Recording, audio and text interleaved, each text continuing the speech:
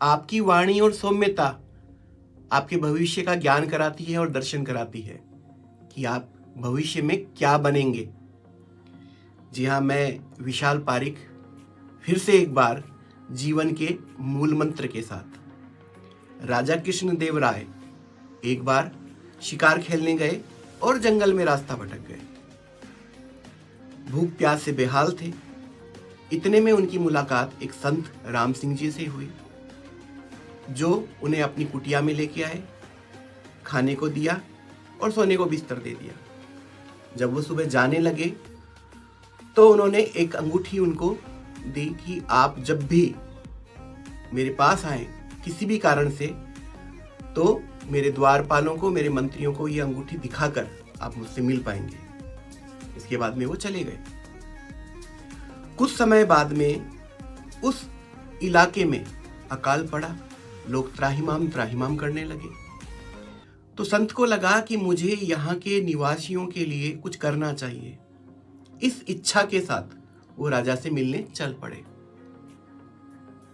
राजमहल के दरवाजे के बाहर सैनिकों ने कहा, अरे मूर्ख भिखारी, कहाँ जा रहा है? ये तेरी कुटिया या आश्रम नहीं है जो भीख मांगने यहाँ आ गया। तो तुरंत ही उन साधु ने राजा की दी हुई वो मुद्रिका, वो अंगूठी दिखाई। उसको देखते ही उन्होंने हाथ जोड़ के खड़े हो गए और कहा, आप अंदर जा सकते हैं। साधु मुस्कुराए और जाते जाते उन्होंने द्वारपालों से कहा कि तभी आप लोग ऐसे हैं और यहाँ पर हैं। उसके बाद में वो थोड़ा अंदर चले। राजा के सेनापति ने उनको फिर रोका और कहा कि बेवकूफ की तरह तू अंदर कहाँ जा रहा है और किसने तुम्हें अंदर आने दिया, फटेहाल भिखारी। उन्होंने फिर मुद्रिका दिखाई। सेनापति ने हाथ जोड़ के उनको अंदर आने के लिए कहा। तो उन्होंने कहा कि तभी तू यहां पर है और ऐसा है।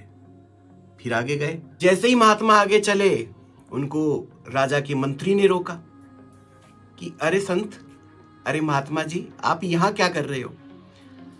तो उन्होंने कहा कि मुझे राजा जी से मिलना है। तो उन्होंने कहा, आप ऐसे नहीं मिल सकते, आप मुझे बताएं क्या काम है।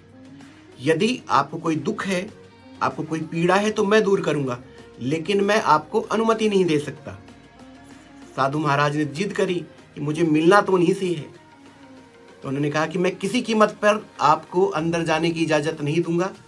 वो हाथ पकड़कर उनको बाहर ले जाने लगे। इतने में साधु महाराज ने राजा की दी हुई वो मुद्रिका दिखाई। उसको देखकर वो नतमस्तक हो गए और कहा, आप अंदर जा सकते हैं। जाते जाते साधु महाराज ने फिर वही बात कही कि तू ऐसा है इसलिए यहां पर है। उसके बाद में वो राजा के दरबार में पहुंचे। जैसे ही राजा ने उनको देखा, अपना आसन छोड़कर दौड़े और उनके पैरों में जा गिरे और अपनी रानी से कहा कि ये वो संत है कि जिनकी वजह से मैं आज जीवित हूं और यहां पर हूं। उसके बाद राजा उन्हें अपने सिंहासन की ओर ले गए, उनको अपने सिंहासन पर बैठाया, उनके पैर धोए, उनको उचित भोजन दिया। उचित दक्षिणा देने के बाद में वो सामने एक दास की तरह खड़े होकर बोले, अब बताइए मुनिवर, मेरे लिए क्या आज्ञा है? तो साधु मुस्कुराए और बोले कि तू ऐसा है इसलिए यहां पर है। तो समझ आया दोस्तों मेरे कहने का तात्पर्य क्या था? कि जो आपकी ये वाणी है ना, आपकी सौम्यता है ना, ये आपको ऊंचाइयां देती है। ये बताती है कि आप कितने ऊंचे जाएंगे। इसलिए यदि आप अपने जीवन में ऊंचाइयां छूना चाहते हैं, एक बड़ा बदलाव लाना चाहते हैं, तो सबसे पहले खुद में झांकना होगा और देखना होगा कि मेरी वाणी कैसी है, या मेरा स्वभाव या सहजता या सौम्यता कैसी है। तब तो आपको राजा बनने से कोई नहीं रोक सकता। और यदि कुछ और बनना चाहते हो तो कुछ देखने की जरूरत ही नहीं है। तो तय आपको करना है कि राजा बनना है या चौकीदार।